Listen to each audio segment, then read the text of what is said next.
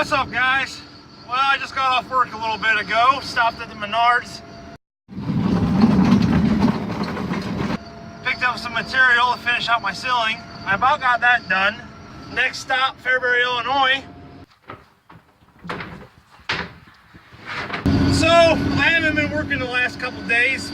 We're kind of slow right now at work, and it is Wednesday today, and today was my first day back. I had a really long weekend. Can't say that I didn't enjoy being off work, but I need to be making money, so any day that I'm not making money, I'm not really getting closer to where I need to be, or where I want to be. Kind of at the point with the van where I have to make some choices with what I want to do. I can spend some serious cash, or I can hold off and use what I got. Just got back from Menards, picked up the materials, which I think will pretty much finish out most of this build. And man, we've got the rainstorm coming in here. Actually feels kind of good. Anyways, back to the subject of the van. That is my cabinet face for the front door, or excuse me, for the food pantry. I'll take you in and show you that.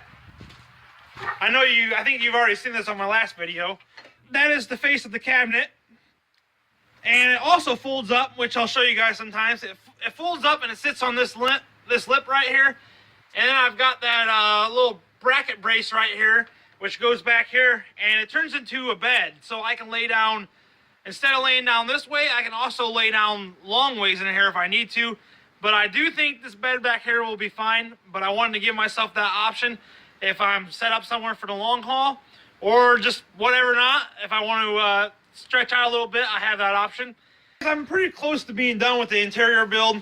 Now I'm going to get the seat swivel kit, and I'm going to do that.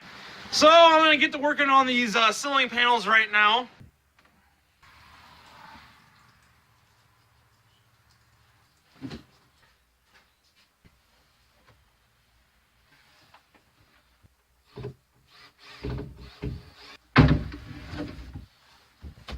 Make sure we're rolling here. All right, guys. Well, I'm gonna hang that one more piece of 1x up here, but I'm kind of at a stopping point right now. I've done about everything that I can do on the ceiling if I'm going to hang a TV right here. Hey, what's up, guys? Well, I'm putting the wrap on tonight's video.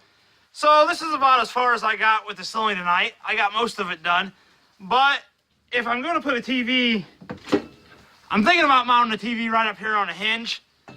But before I do that, I want to get the swivel seat installed.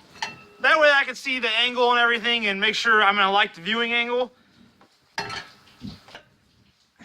that's not really even a necessary thing. I could leave this off all right here until I figure out when I get a TV. I mean, I could put that off, but I really would like to finish this whole project before I get it off the jack stands here. So this is pretty much where the van's at. It's kind of at a stopping point. I want to replace the fuel pump before I go ahead and put the floor in for good, because I want to put the panel in and not have to touch it for years.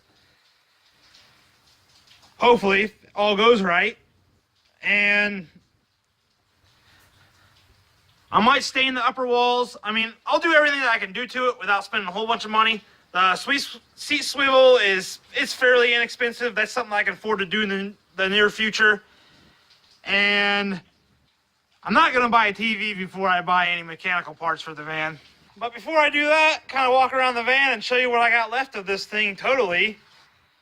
I'm kind of at a choice right here where I'm not sure what to do, because it's kind of like I can get on the road sooner if I don't spend money, or I can hold off, and I'll show you what I mean.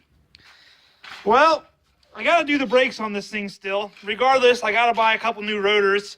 The other rotor on the other side was kind of warped a little bit. And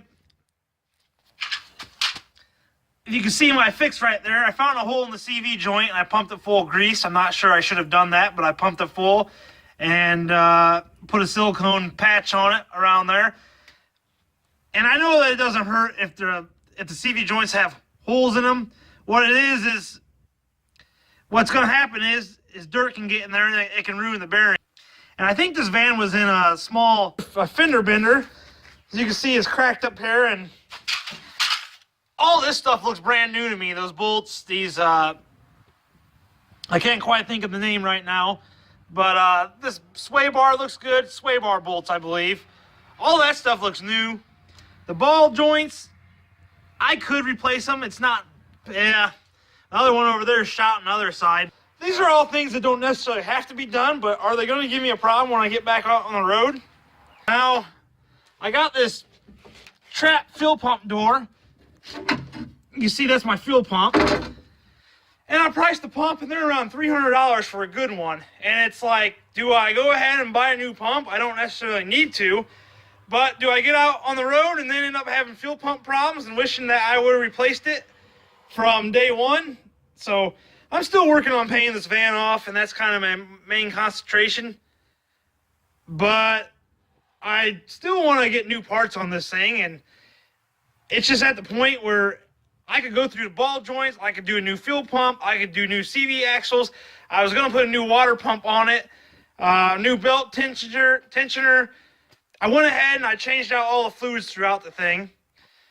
But it's kind of like, man, do I keep spending money, or do I just trust the fuel pump that's in it and maybe run into a problem? Or who knows? It's got about 118,000 miles on it right now. It could go all the way to 200,000 without a problem. When I head out, I like to know that I have a solidly sound vehicle. But man, I just don't want to spend the money right now, and I don't have it to spend. All right, guys, that's what I've been up to. That's where I'm at on the van, and I will talk to you in a bit.